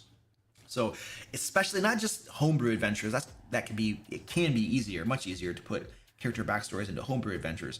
But if you put character backstories into published modules, published adventures, then that will make those published modules, published adventures much better. I have made a couple different videos on how to integrate character backstories into your games, into your adventures. So I'm not going to deep dive onto that now, but they are on my channel if you want to read more about them. But that is something that when you integrate the character backstory into the adventure, it makes your players feel more ownership for that thing. And it just feels more exciting and more interesting to them when their backstory has been woven into the narrative. Another thing you can do is you can flip genre and tropes on their heads. There is a website called TV Tropes, and you can literally go there and research the different types of tropes that exist. And it also gives you tips for subverting those tropes. Now, tropes exist for a reason. And many times we go along with the tropes and they're all cool and stuff like that. But when you subvert them, when you turn them on their head from time to time, that can be really cool too. There is I think it's either a book or a publication that's called The Big List of RPG Plots, and it is written by S. John Ross. And essentially it has a massive list of RPG plots. And then it talks about, it lists them all out, and then it talks about how to subvert expectations for those plots. And that points us back to our twists. So if you're subverting expectations, that's essentially a twist. They were expecting this, and then something else totally happened. And those types of surprises can be really cool.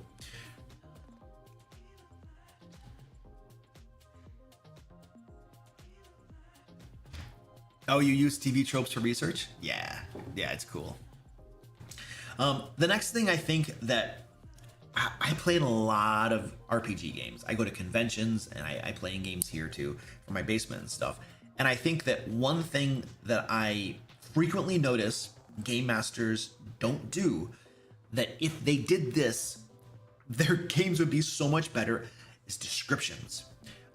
We tend to be very bad at descriptions. Now, many game masters understand that when you go into a new scene or a new area of the dungeon or wherever, that you got to describe what's there, right? And you want to engage all five senses, obviously, you know, taste, you know, I don't know how to engage taste, but it could probably be done from time to time. But one of the things game masters tend to forget to do is their description during combat or other parts of the game. Like we know that new scene, new place we just went to, we have to describe it, but during combat, they don't describe things. It just comes down to combat is mechanics. I move here, I roll dice, I did this much damage. Okay, I took hit points. Okay, boom, boom, boom. And you're really just talking mechanics and stuff. But if you can integrate description, narrative description, thematic, right, engaging most of the senses into your combats, and into other parts of the game. If you can go beyond just describing when you enter the room of the dungeon first, well, then you're going to have a much better game, much, much more interesting. And so this is something that I noticed that very few game masters do this well. And if you can do this well, your game will get a whole lot better. The other thing that can help your game too is just introducing new custom homebrew game mechanics. So like, especially if your players have played the same standard game for a while, if you're introducing new races or classes or new mechanics or new ways of doing things, this can make the game way more interesting for them. I just recently started up a new Shadow Dark campaign, and I am using a Goldstein way of running the game that Harmony Ginger taught to me. It's based on Brownstein, and it involves one-to-one timekeeping as well. And these are game elements, these are ways of running the game that my players, I don't think my players have ever used them before. They've never played in a game with them. And so far, the ones that I've talked to are super excited, and we had our first game session and they're all loving it. Well, I know some of them are loving it. I haven't heard from all of them, but the ones that I have heard from are enjoying it. But it's because we're using new mechanics that they're unfamiliar with, things they've never tried before, and it's new and it's fresh. I mean, technically those things are old school, but they've just never played before because we're new school or whatever. And so when you introduce new custom homebrew or old things in the new time period, you know, this can make things very cool for your players. And so those are just some of the things I think that you can use to like level up your game. And some of these are, you could argue that some of these may not be advanced game master techniques. But I think really it goes back to what I was saying, that a lot of what is going to help you level up your game and get into the advanced stuff is taking ownership of your own learning, reading blog posts and maybe it's videos and stuff, getting books. I've learned a ton from books, like game mastering books that are out there that you can buy and that you can get, and then just learning and reading and practicing and trying new things. And that is just over time, every little thing that you can do that makes your game better, if it just makes your game a little bit better, if you keep on doing lots of those little things, your game just gets better and better and better as you implement those different things. Now, there's so many things you can implement, it's impossible to do everything. I've made so many videos on all these different things you can do, and I personally probably use 5%, maybe 10% of my advice in my actual games, because you can't do everything. You really just pick and choose the things that you like and the things that work really well, you know, because you can't do everything.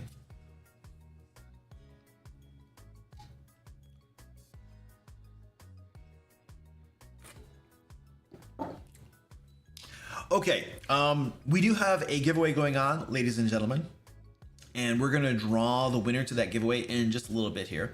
So there's a link in the chat. I would click that. You can win $50 DM Lair store credit, and we will draw the winner to the giveaway at the end of the live stream. So make sure you enter that. It's free. You just click a button and click. I think you have to click a few different places or something. I don't know, but it's free, and you might win. And then also, as a reminder, today's stream is sponsored by the Kingdom of Keshanar. This is an Egyptian-themed source book that is launching on Kickstarter on April 8th. This is the definitive Egyptian-themed sourcebook for D&D 5th edition.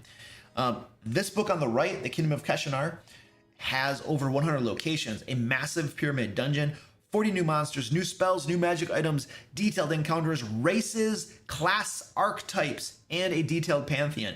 These guys, so the owner of this, Dave, he loves this book. He loves what he's doing. He loves Egypt. He has literally hired an Egyptologist to work on his team. He is pouring money into this. They've literally built out the city, the main city in this campaign setting. They've built it out in the Unreal Engine. This guy is passionate about this project. This is going to be super cool.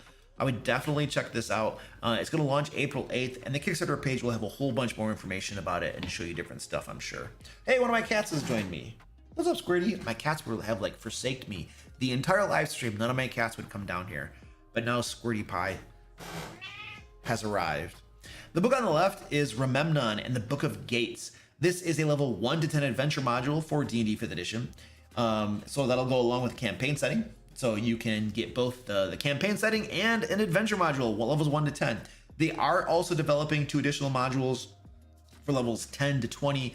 And if I remember correctly, those are going to be launched as part of a future Kickstarter. So go check this out. There's a link down in the chat. There's a link down in the description where you can go check out The Kingdom of Keshanar. It's coming April 8th. It is going to be sweet. So check it out.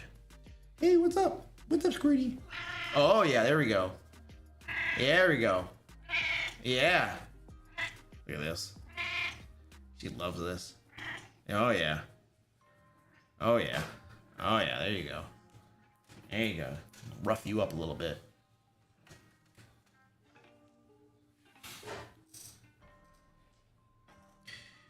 All right, Captain Relic has a question about the Egyptian setting. How is Anubis handled? Oh, I have no idea. I don't know a lot about Egypt, dude. I don't even know what Anubis is. I'm worried they turned Anubis into a villain when that isn't what he is. Oh, I don't know, dude. It's not even made yet. I don't even have it, so I have no idea. You could probably go ask them though. If you click the links and stuff, it's possible they might have an email where you can reach them. And if they don't, like when the Kickstarter launches, you can leave a comment on their page and they'll probably answer you, I would imagine. Which of the adventures is a good fit for a roleplay focused group who doesn't want to do long gritty dungeon crawls and instead wants to focus on narrative and story? Which of the adventures from where? From what? Yes, Trinda, I know. Finally, Squirty Pie has come to hang out with us. Oh yeah, there you go. There you go. Anubis is the god of the underworld or afterlife. Oh, interesting. Yeah, I don't know. I don't know how they handle that stuff. I don't know. I'm just like the talking head dude that's telling you about it. You know, it doesn't exist yet, so I haven't read it. I mean, they have. I know that they've been writing it, so the book probably exists in some form already, but I don't have it. She is the loudest cat we have. You just touch her, and it's like she's in pain, but she loves it. She's just she's a loud one. If they have an Egyptologist on staff, I'm sure it is done well. They literally have an Egyptologist on staff. She has I want to say it's like a PhD or something in Egyptology. I don't know what it is, but yeah, I met her at GaryCon. They have a literal live flesh and blood Egyptologist on staff that's working on this project with them. Oh, Squeaky has arrived too. No, how am I gonna know everything about a project I'm promoting? Are you serious, dude? You want me to know everything about a project I'm promoting? Come on, man. Like, I can tell you about Eberron. I can tell you that there's a lot of cool stuff in the Eberron game setting, but I 100% guarantee you that there's a bunch of stuff in Eberron. I play in Eberron. I've been playing in Eberron for a long time. It exists. I've read the book, but there's a bunch of stuff in Eberron, if you ask me about, I'm not gonna know the answer to. So how do you think that I'm gonna know the answer to a product that I don't have because it's still gonna be kickstarted? Come on, man. That is a really unrealistic expectation. Seriously. Seriously, dude. They might have a Discord. I don't know. I don't know everything, dude.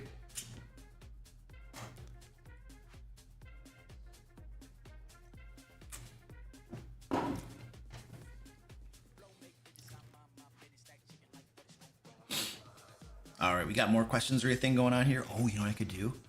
I could pull up. I have a spreadsheet full of questions. I can literally pull up my spreadsheet full of questions here.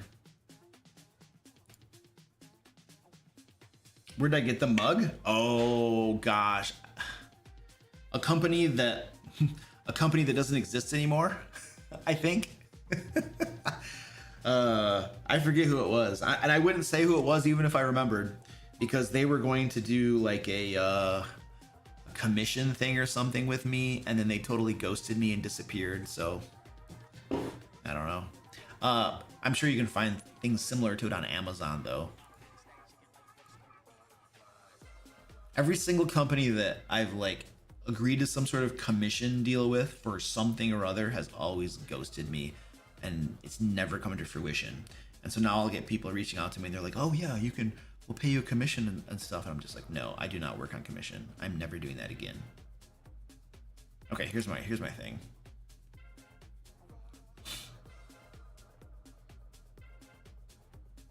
As someone who loves Eberron, are you concerned about the new monster manual? I don't even know about the new monster manual. Is there a new monster manual for Eberron? They're trying to standardize monsters all across the settings, including forcing racial alignment. Nope, they're not. Nope. What? Okay, whatever. I'm not concerned. You can do whatever you want with your monsters and their alignment. In Eberron, monsters don't have alignment in the traditional sense. In Eberron, their alignment can be whatever. So you just change it as needed. But I think it's super valuable to have a listed alignment on a monster, because that tells me how to roleplay that monster, unless I have a different idea for how it should be roleplayed.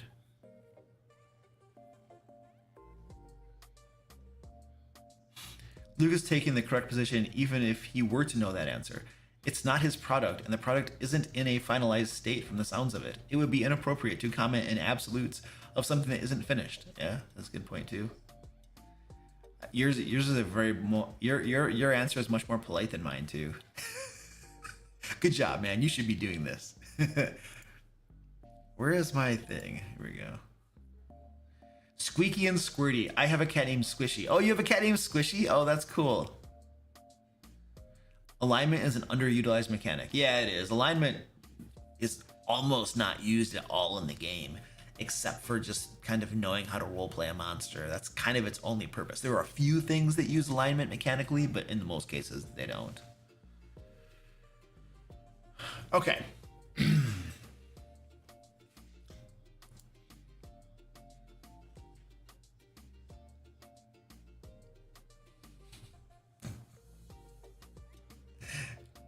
Okay, let's answer questions from the spreadsheet. We don't have a whole lot of time. But we could probably knock out a couple of these things, because like I'm bad at answering these. All right, let's see. Of the game systems you've ran or played in, what best covers the three pillars of combat, exploration, and social role-playing? None of them do. No game system really covers those three pillars that well, because two of the pillars, social interaction and role-playing, social interaction and exploration, two of those pillars are really dependent upon the adventure module that you're running or upon the game master to implement them in the game itself. Because exploration and social interaction are usually not very dependent on the mechanics of the game itself. Many times they are dependent upon the game master or the adventure module or the adventure that you're running.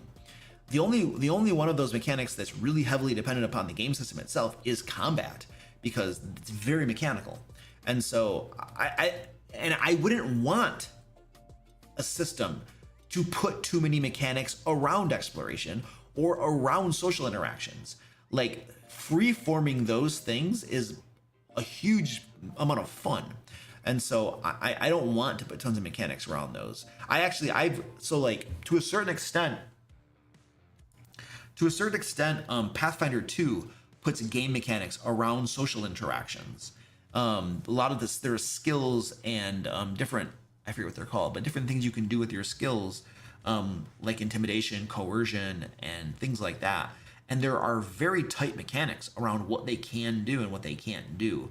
And I tried using them, and it really made social interaction unenjoyable. And this would be my style, or it's the style of my players, or I don't know, but when we put mechanics around social interactions, it was not enjoyable. I much prefer just free-forming social interactions, deciding what happens, or what, based upon what the players literally say, and occasionally having a die roll when it seems appropriate. That's way more fun to me. And exploration is the same way. I'd much rather freeform it and just have people declare what they're doing as part of their exploration activities, than to have some sort of strict mechanics around it, So the 3 pillars aren't adequately addressed. Only one of the 3 pillars really needs to be, to a great degree, addressed by a game system. The other 2 pillars are kind of just, like I said, they're up to the game master and they're up to the adventure that you're running, to include them appropriately.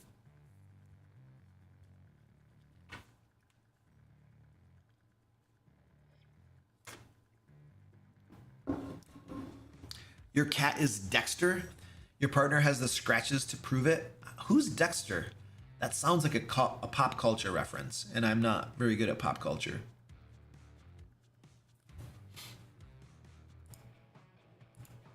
All right, I got one of those questions from the spreadsheet done. Yay! I've only got 4 to go, and I'll be completely caught up. Look at this. I've got 4 to go. By the way, the link to this spreadsheet where you can ask me your questions is in every single video of mine. So you can always just come in whenever you have a question and ask it here. I'm trying to work my way through them on every live stream, and I've got 4 to go, and I'll have answered all of the questions on the spreadsheet. So yeah, it's pretty good. It's pretty good. All right, Dexter's a TV series? Oh yeah, I've never seen it. So it is pop culture. It is pop culture. I thought it was pop culture. He's a crime technician who is a serial killer killing serial killers. Nice. I like that. Have I ever played or ran Adventures League? I've played in Adventures League, yes. My thoughts and opinions. If I did not have a home group, Adventures League would be a good thing to try. However, having a home group, playing with my own players, even if I just had a home group where I was playing with mostly strangers, I would prefer that over Adventures League. Adventures League, they have a lot of rules and regulations for good reasons, but it would limit me too much as a game master. And I just, if I had my own personal group to play in, I would not choose Adventures League over my own personal group. But for people who have a hard time finding groups to play in, Adventures League can be great, And then, of course, you can play online too. But if you don't want to play online, in-person Adventures League can be really cool. But I played in a couple games in Adventures League, and it's like many other games. It's going to be good or horrible based upon your game master and the other players. Except that you also have like rules and regulations around it. How things have to be done, and that does put certain limitations on things, which can be good in some cases and maybe bad in other cases. Probably just depends on your perspective and how you view things, I would say.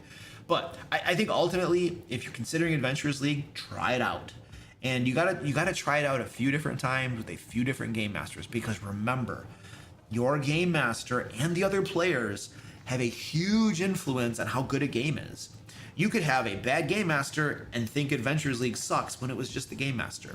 You might have a decent game master but some bad players, and they make the game suck.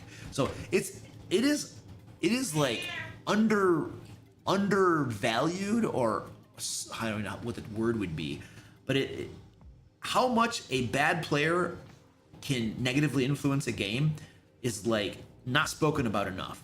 And how much good players can improve a game is also not spoken about enough. Like the quality of players in your game directly contributes to the quality of your game. It's not just the game master, it's not just the game system, like the other players have a big influence on how good your game is. So that is always something to keep in mind.